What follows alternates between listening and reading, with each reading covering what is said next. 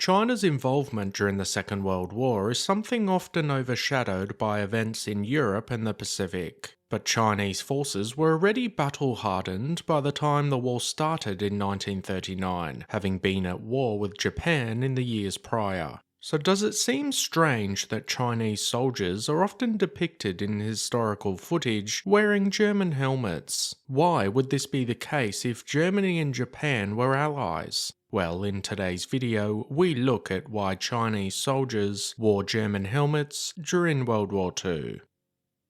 If you enjoy this video and want to see more, hit that subscribe button. It's free and really helps the channel reach more history lovers like you.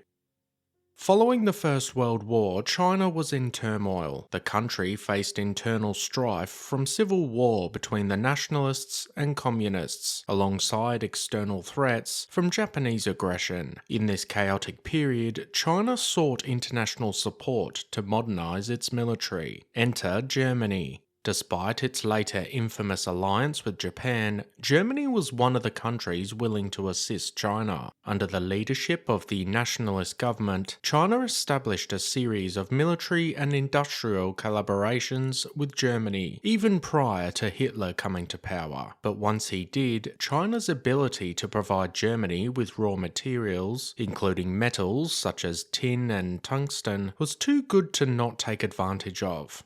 The cooperation between the two included the supply of German military equipment, training, and the presence of German military advisors in China. Among equipment sent was the iconic German helmet, known for its distinctive shape and design. The German Stahlhelm M35 was prized for its durability and protection. They were far more advanced in this area than many other countries who were still sporting World War I designs. But how did they end up on the heads of Chinese soldiers?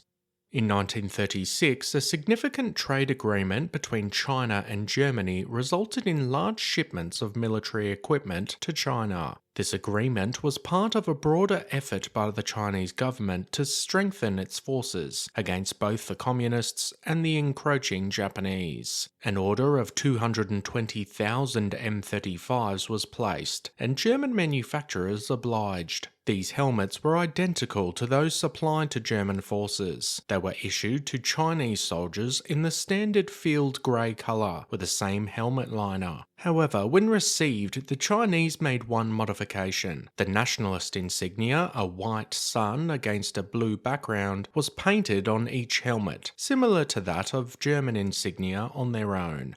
By 1937, as the Second Sino-Japanese War erupted, these German helmets had become a common sight amongst Chinese nationalist troops. German military advisors sent there from the Reich not only provided training but also helped to reorganize the Chinese military structure, further embedding German military influence in the region. For Chinese soldiers, donning a German helmet was a morale booster, symbolizing the strength and modern influence of their German military partners. It was a visual representation of China's evolving military capability. These helmets saw action in many of the key battles of the Second Sino-Japanese War. The Chinese forces, though still struggling with limited resources and training compared to their Japanese counterparts. However, the cooperation between China and Germany was not to last. As the global political landscape shifted towards World War II, the alliance between the two nations began to wane. By 1938, Germany had aligned itself with Japan, leading to the recall of German military advisors in China. These helmets, however, would continue to see use throughout the war, and even into the 1950s, where some Chinese troops would don these German helmets and attack US forces during the Korean War. Certainly a confusing sight for any World War II veterans in that conflict. Despite the end of the official cooperation, the impact of the Sino-German partnership left a lasting mark on Chinese military history. The German helmets, once a symbol of a unique alliance, remains a fascinating aspect of China's undertaking during World War II.